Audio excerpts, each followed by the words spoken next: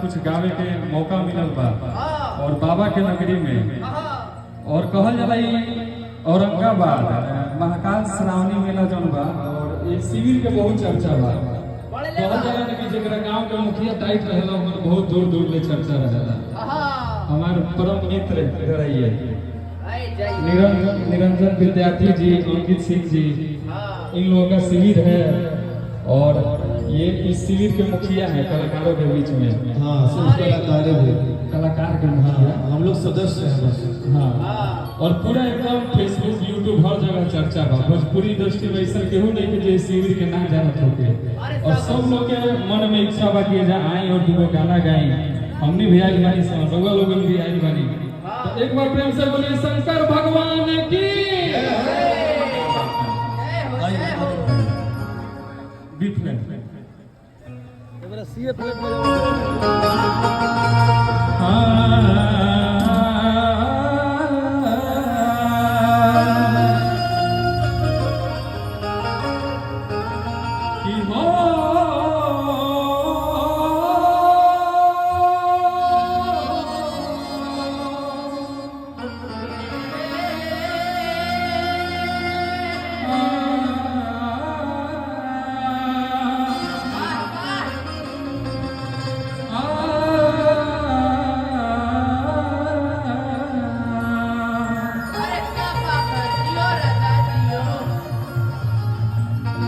एगो बहुत प्यारा गाना गईले रही 2-3 साल पहले हम अपन जौन की सिल में दीव एल्बम के नाम है और अब जाके ट्रेंडिंग में आइल बा। हम चाहब कि उहे दो लाइन सुनावल जाओ कि शिव सावर गौरा गौरी तबो ना टूटल जोड़ी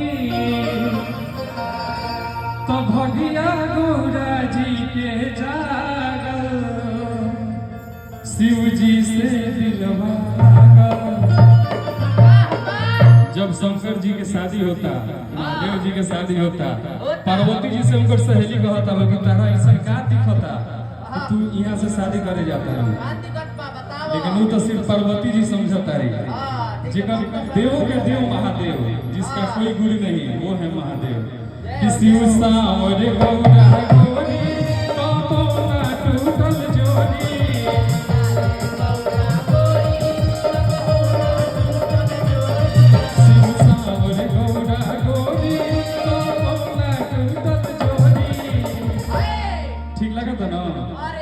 बैठल ना रह जाला। भगवान के दरबार में एकदम सर हिले, कमर हिले और कुछ ना हिले के चाहिए। एक बार प्रेम से बोलिए शंकर भगवान की। खड़ा हो जाओ बिन मरते, मात्र 5-10 मिनट ला बानी खड़ा होखो। हां, सामने है जाए के बाद जियो से बाबा के भक्त और एकदम शांत बैठे के बाद नचवा लोग सब पैर के दर्द खत्म हो जाए। कि शिव सावर गौरा गौरी तबो ना टूटल जोड़ी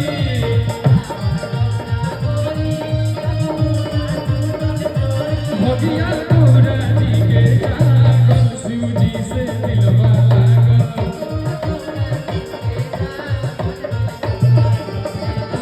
गौरा नाची के नीचे जागल शिव जी से दिलवा लागल।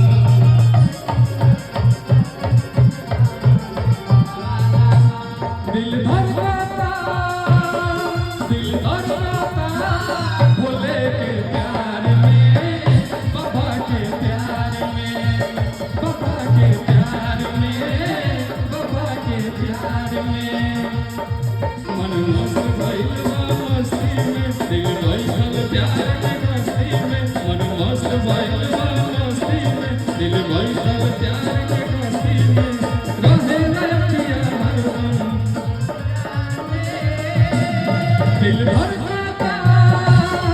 दिल धड़काता बाबा के प्यार में, भोले के प्यार में, बाबा के प्यार में, भोले के प्यार में।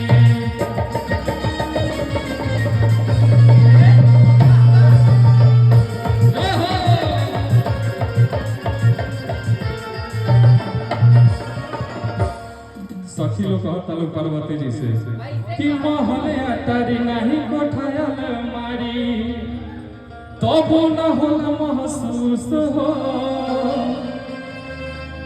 एकदम नाचे के बाद कि महले अटारी नहीं कोठाया तुम्हारी बाबो न होला महसूस हो टूटल पलानी में गुजर करेली रहेली गौराज खुश हो।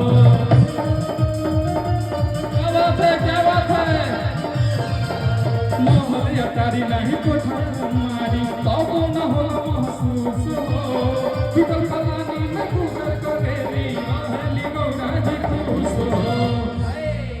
ठीक लगा था एक बार प्रेम से बोलिए शंकर भगवान की और जोर से प्रेम से बोलिए शंकर भगवान की। तो लोगवा देखी कहे शिव जी से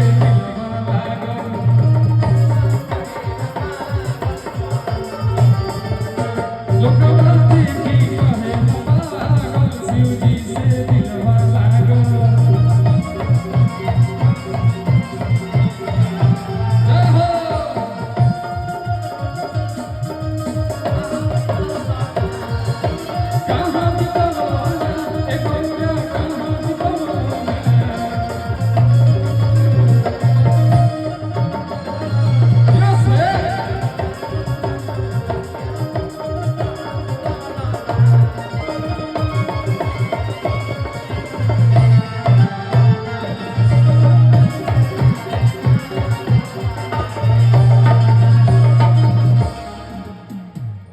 देवो के देव महादेव कहलाइनी गौरा के पति भोलेनाथ जी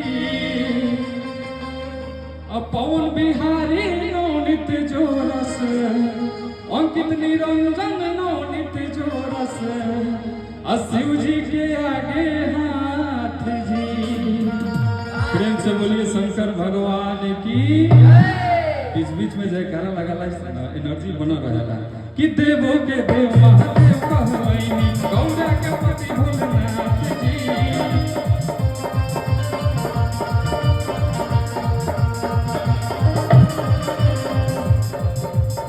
शंकर बिहारी नौनित जोरस शिव जी के आगे हाथ जी।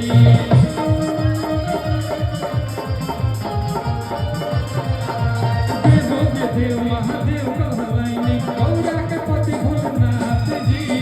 शंकर बिहारी नौनित जोरस शिव जी के आगे हाथ जी। तो दुख सब लोग के लागो शिव जी से दिलवा लागो।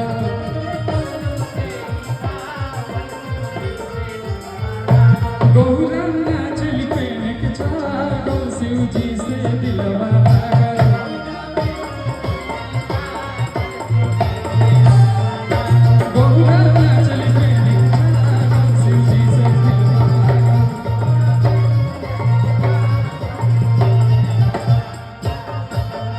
प्रेम से बोलिए शंकर भगवान की।